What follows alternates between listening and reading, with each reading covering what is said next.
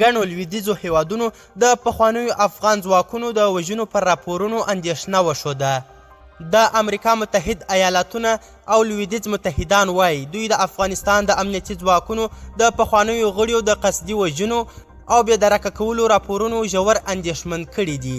د بشري حقوقو د څار ډلې په وروستیو ورځو کې وویل طالبانو د اګست په نیمایي کې له واک ته رسېدو وروسته یوازې د افغانستان په 4 ولایتونو کې د افغان امنیتي ځواکونو تر 100 ډېر پخواني غړي نیولي، وژلي او ترې تم کړي دي.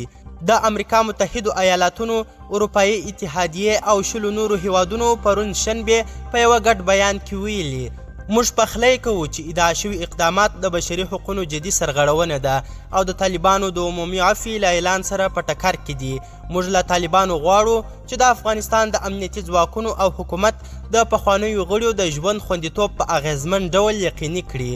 د بشري حقوقو د څار نیویارک میشتې ډلې د نومبر د 13 نیټې په راپور کې د افغان امنیتي ځواکونو د 40 پخوانیو غړو چې د اګست د 15 او د اکتوبر د 11 ترمنځ طالبانو ته تسلیم شوي وو یا طالبانو نیولي وو د وژل کېدو یا بې درکه کېدو اسناد راټول کړي دي.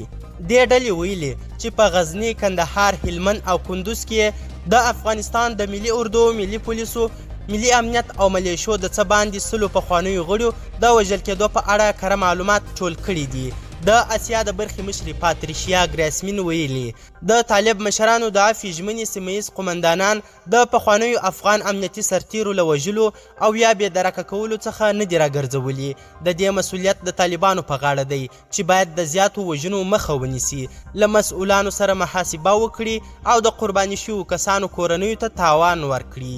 د بشري حقوقو د څار پر اساس طالبانو له هغه دولتي اسنادو څخه چې له پخواني حکومت څخه ورپاتې شوي د دغو کسانو د نیولو او وژلو لپاره کار اخیستی دی. په راپور کې د مثال په ډول په کندهار کې د پخواني حکومت د استخباراتو د یو کارکونکي باز محمد یادونه شوې چې د سپټمبر په وروستیو کې طالبان کور ته ورغلي، هغه یې نیولی او وروسته یې جسد د کورنیو غړو پیدا کړی دی.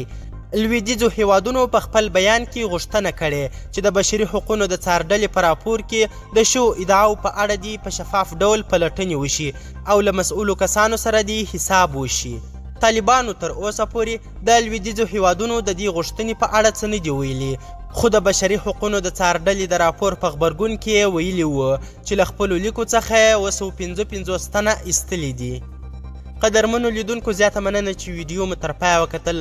زموږ مشال پریس چینل سبسکرایب او ویډیو در سره شیر کړئ. تر بیا او بلې داسې ویډیو د الله په امان.